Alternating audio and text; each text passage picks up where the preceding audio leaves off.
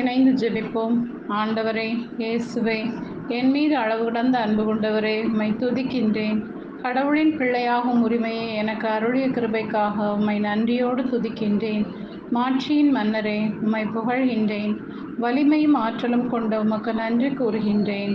ஆண்டவரே, நான் பாவி, நீர் என்னை விட்டு போய்விடும் என தன் பாவ நிலையை உணர்ந்து மனம் வருந்திய பேதுருவிற்கு அஞ்சாதே, இது முதல் நீ மனிதரை பிடிப்பவனாகுவாய் என்று ஆசி தந்து உம் அன்பு சீடராய் அருள் பொழிவு செய்ததை இன்றைய இறைவார்த்தையில் வாசிக்கின்றேன்.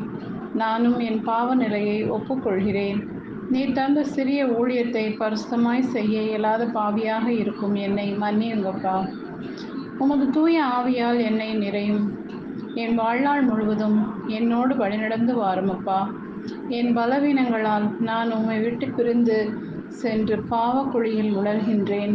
என்னையும் கரம் பிடித்து தூக்கி நிலைநிறுத்தும். உமது ஊழியம் செய்ய பாவி என்னை அழைத்தவரே, என்னை கை நெகிழாதேயும். பாவிகளை தேடி வந்த அருள்நாதர் நீர். பாவியான என்னை கனிதரும் மரமாய் மாற்ற உம்மால் மட்டுமே இயலுமென ஐயமின்றி நம்புகின்றேன். கடவுளின் நற்செய்தி பணிக்கென ஒதுக்கி வைக்கப்பட்ட என்னை இருளின் ஆட்சியிலிருந்து உமது ஒளியின் ஆட்சியில் கொண்டு போய் சேர்த்தருளும்.